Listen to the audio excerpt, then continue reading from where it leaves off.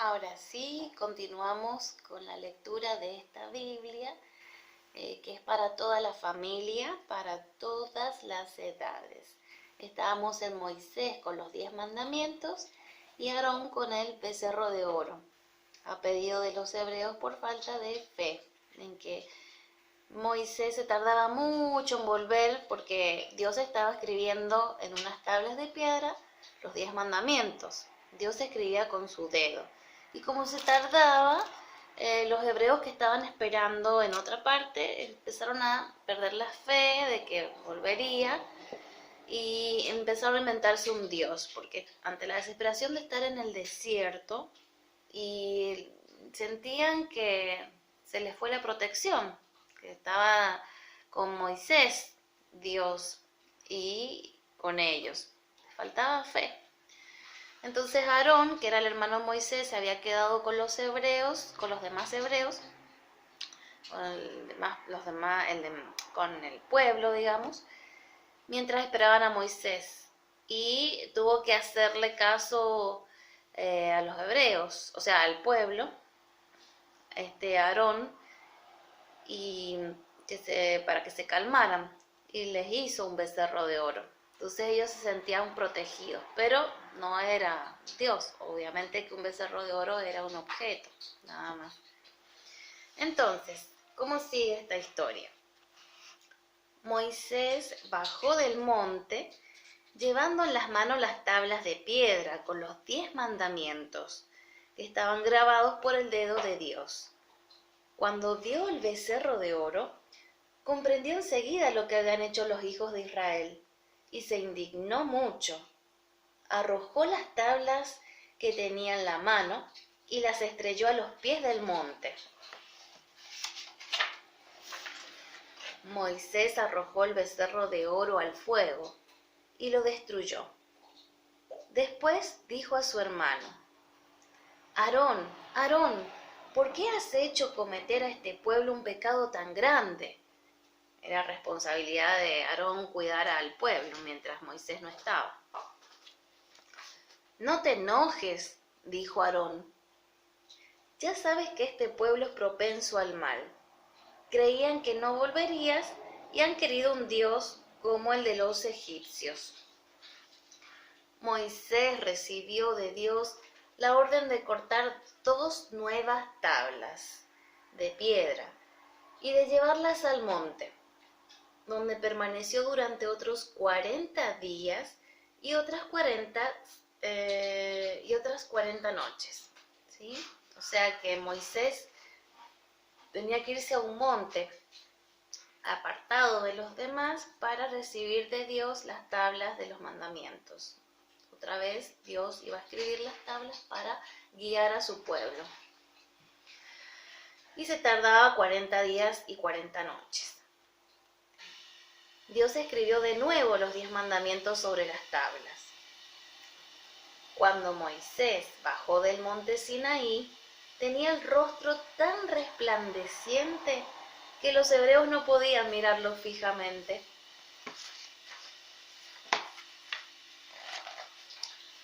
Los hebreos erigieron un tabernáculo, como Dios había ordenado a Moisés, para custodiar las tablas de piedra. Hecho de madera de acacia revestida de láminas de oro, estaba dividido en 2 partes por un velo precioso. En la primera había el altar y un candelabro de oro. En la segunda, el arca de la alianza, es decir, un cofre revestido de oro, en el cual se conservaban las tablas de la ley. La tapa del arca era de oro, y de oro eran también los 2 querubines que lo cubrían con sus alas. 2 barras revestidas de oro, enfiladas en 2 anillas a los lados del arca, servían para transportarla. Cuando el tabernáculo estuvo listo, una nube lo cubrió y la majestad del Señor resplandeció por doquier. Cuando la nube se elevaba, los hijos de Israel se ponían en camino. Cuando se detenía sobre el tabernáculo, también ellos se detenían. Entonces en la nube estaba Dios, iba guiando a su pueblo. Y abajo de la nube también habían colocado el tabernáculo. ¿Sí? Ahí se ve el dibujito más o menos para que tengan una idea. Habían hecho también unos querubines, unos ángeles, que rodeaban ese tabernáculo. Moisés y el pueblo hebreo llegaron por fin a los límites de la tierra prometida por Dios a los hijos de Israel, la tierra de Canaán. Y dijo Dios a Moisés: manda a algunos hombres para explorarla. Moisés eligió a 12 hombres, uno por cada tribu, y los envió para que explorasen la región y viesen qué hombres la habitaban, si eran fuertes o débiles, muchos o pocos, y si la tierra era fértil o árida. Y les ordenó que trajesen los frutos de aquella tierra. Los hebreos permanecieron fuera 40 días y luego volvieron con los frutos de la tierra prometida: granados, higos y un sarmiento de vid con un racimo tan grande que tuvieron que llevarlo entre dos, en una barra. ¿Se imaginan un racimo grande de uva? Tan grande que tenían que llevarlo entre dos. Era un fruto muy grande que habían encontrado en esa tierra prometida. Dijeron: es en verdad una tierra fertilísima. ¿Cómo puede verse por estos frutos? Pero hay hombres robustos que viven en ciudades grandes y amuralladas. Algunos son verdaderos gigantes y al lado suyo parecemos langostas. Eran demasiado grandes, dice. Cuando oyó esto, el pueblo gritó y lloró. ¿Cuánto mejor hubiera sido para nosotros que nos hubiésemos quedado en Egipto? Dijeron. Esta gente nos matará y convertirá en esclavos a nuestros hijos. Pero 2 hombres, Josué y Caleb, dijeron: el Señor nos ayudará. La tierra que hemos recorrido es buena y será nuestra. Pero el pueblo de Israel siguió gritando y lamentándose. Entonces el Señor se enojó y dijo a Moisés: este pueblo no aprenderá jamás a tener fe en mí.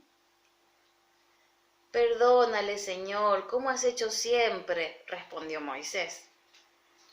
Le perdonaré, dijo el Señor, pero ni uno solo de los hijos de Israel que saqué de Egipto verá la tierra que prometí a sus padres. Solo la verán Josué y Caleb, que han creído en mí. Y porque la explorasteis durante 40 días, 40 serán los años que permaneceréis en el desierto. Durante su peregrinación por el desierto, los hebreos se encontraron otra vez cerca de la tierra prometida. Entonces el Señor dijo a Moisés: sube al monte Nebo, y contempla la tierra que daré a los hijos de Israel. Morirás sin entrar en ella, porque una vez dudaste de mí. Moisés subió al monte, miró la tierra prometida y después murió. Hasta hoy nadie sabe dónde está sepultado. Los israelitas lo llevaron durante 30 días, lo lloraron durante 30 días. Obviamente lo extrañaban mucho a Moisés. Ya estaba bien viejito, pero alcanzó a ver la tierra prometida. Entonces, guerreando con los pueblos de las tierras que atravesaban, fueron después peregrinando a través del desierto. Llegó por fin el tiempo fijado por Dios para entrar en la tierra prometida. Y dijo el Señor a Josué: Tú conducirás a mi pueblo a la tierra que te he prometido y que les he prometido. Ten ánimo y sé fuerte. Como ayudé a Moisés, te ayudaré a ti. Josué y todos los hijos de Israel acamparon en las riberas del Jordán. Y dijo Josué: Preparaos, dentro de 3 días cruzaremos el río y entraremos en la tierra prometida por Dios a nuestros padres. Los heraldos recorrieron el campo tocando sus trompetas para reunir a los hijos de Israel. Se pusieron en camino. El arca de la alianza los precedía y el pueblo iba detrás de ella. Las aguas del Jordán se abrieron y llegaron al otro lado sin mojarse los pies, como durante el paso del Mar Rojo. Se detuvieron cerca de Jericó para celebrar la Pascua, y el maná cesó de caer porque ya habían entrado en la tierra prometida.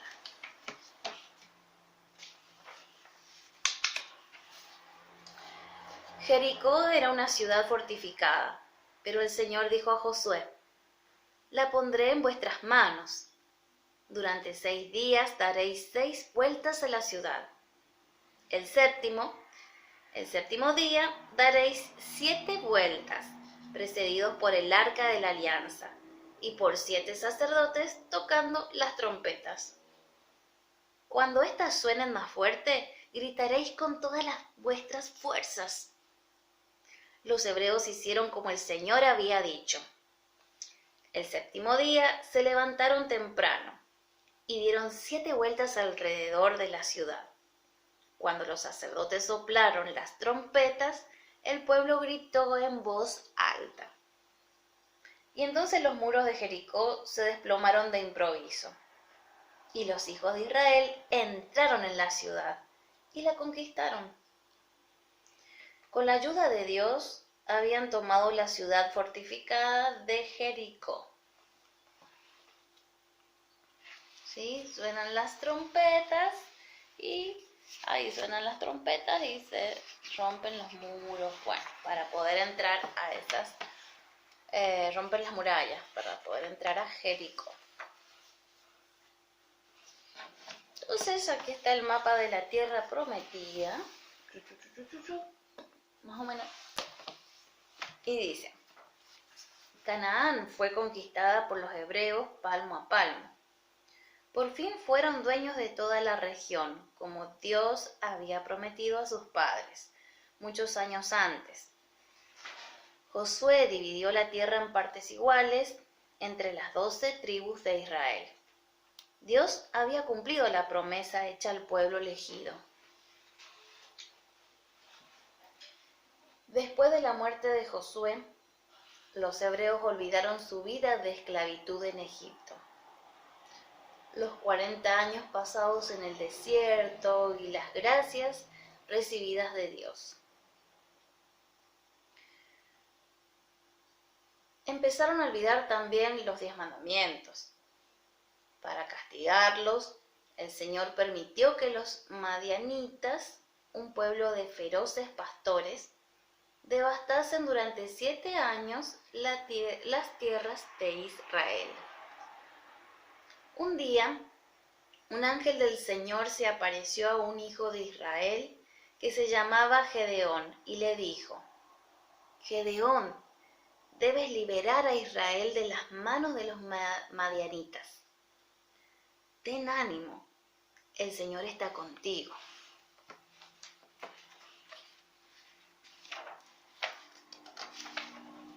Gedeón reunió un ejército de 32.000 israelitas. El Señor le dijo: son demasiados. Si venciesen, dirían que el mérito es de ellos y no mío. Debes hablar así. Quien tenga miedo y sea tímido, que se vaya a su casa. Gedeón lo dijo, y 22.000 hombres se volvieron atrás. A Gedeón le quedó así un ejército de 10.000 hombres. Son todavía demasiados, dijo el Señor. Condúcelos hasta el río. Cuando el pueblo llegó al río, Dios dijo, separa los que lamerán el agua como perros, de los que para beber se pondrán de rodillas. Solo 300 hombres lamieron el agua, llevándola a la boca con las manos. Y el Señor dijo, con estos vencerás a los madianitas. A los otros despídelos a sus casas.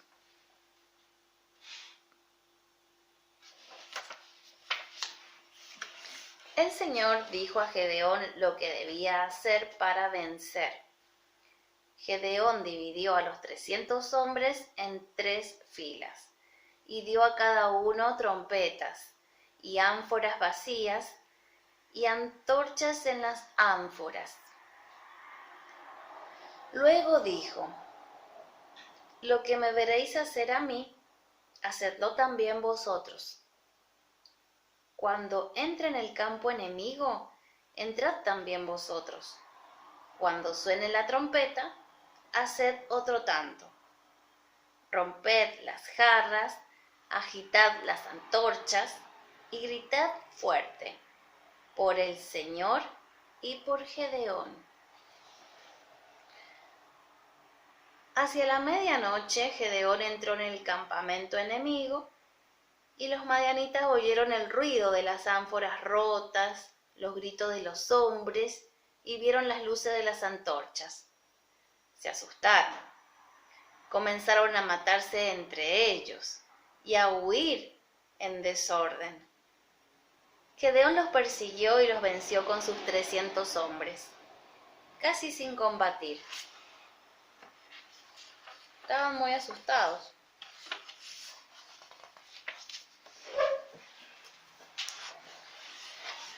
Entonces, ¿qué les parece si hacemos otra pausita y después continuamos con este relato de la Biblia de los hebreos, su peregrinaje hacia la tierra prometida y las luchas que tenían que vencer por falta de fe o desobediencia a Dios? Bueno, vamos a continuar próximamente, así que sigan estos videitos y tomen un descansito, no se lo pierdan, que esta historia está llena de aventuras y de los milagros de Dios, nuestro Dios poderoso, que que siempre obra en todas las etapas de la vida y de la historia.